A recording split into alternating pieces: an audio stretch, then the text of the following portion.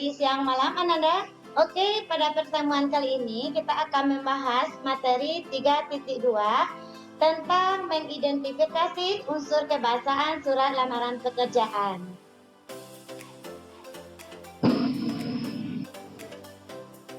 Materi yang akan kita bahas yang pertama ada unsur kebahasaan, yang kedua ada hal-hal yang harus diperhatikan dalam menyusun surat lamaran pekerjaan.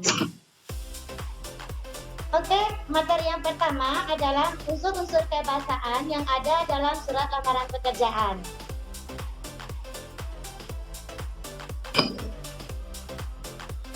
Yang pertama, menggunakan ragam bahasa resmi. Ragam bahasa resmi itu maksudnya tidak menggunakan ragam bahasa sehari-hari ya, Nanda. Contohnya seperti gua, lo, nggak apa-apa. Yang kedua, ada tidak mengandung arti pleonasme. Arti pleonasme itu maksudnya adalah menggunakan kata-kata yang mubazir. Contohnya, pada alamat surat.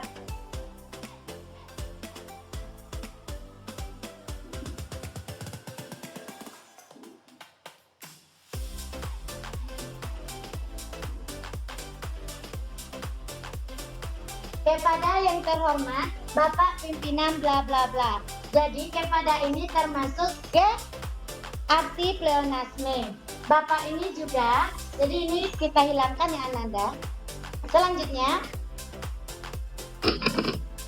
menggunakan kata ganti tunggal sayang. Nah, contohnya seperti ini.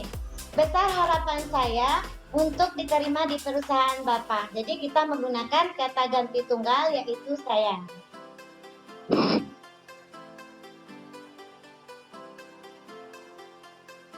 Menggunakan kalimat persuasi dan ucapan terima kasih. Kalimat persuasi itu maksudnya harapan. Harapan untuk diterima di perusahaan tersebut dan ucapan terima kasih. Mungkin itu sudah dapat Ananda pahami ya. Yang kelima adalah menggunakan kata sapaan orang kedua sebagai bentuk penghormatan seperti Bapak atau Ibu. Materi selanjutnya adalah hal-hal yang harus diperhatikan ketika kita mau membuat surat lamaran pekerjaan. Yang pertama, menggunakan paragraf pembuka dan penutup. Materi sebelumnya sudah Ibu berikan kepada Ananda tentang paragraf pembuka dan paragraf penutup. Contoh paragraf pembuka itu adalah ketika Ananda membuka surat lamaran pekerjaan, yaitu dengan hormat melalui surat ini, melalui mas iklan yang saya baca di harian Kompas bla bla bla bla, saya berniat untuk mengajukan lamaran pekerjaan di perusahaan Bapak atau Ibu. Itu adalah contoh paragraf pembuka. Untuk paragraf penutup itu contohnya mungkin Ananda semua sudah mengetahuinya. Yang kedua itu pastikan alamat yang dituju itu jelas. Alamat yang dituju itu harus jelas dan tulisannya, cara penulisan alamat itu sudah dijelaskan di sebelumnya. Kita tidak menggunakan kata kepada lagi. Langsung kita buat yang terhormat. Pimpinan PT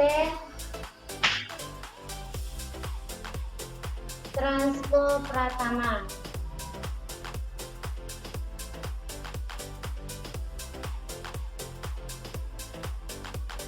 Di jalan. Jalannya harus ditulis secara lengkap, tidak boleh menggunakan jalan, JL. Di jalan lintas Sumatera.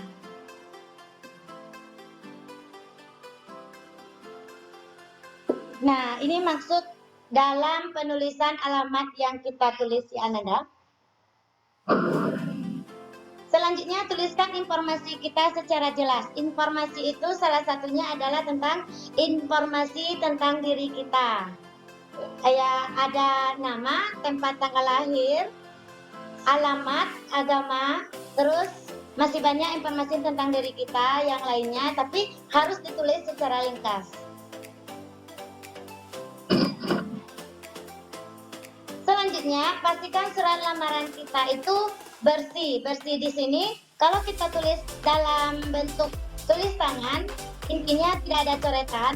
Dan kertasnya harus dalam keadaan rapi dan bersih.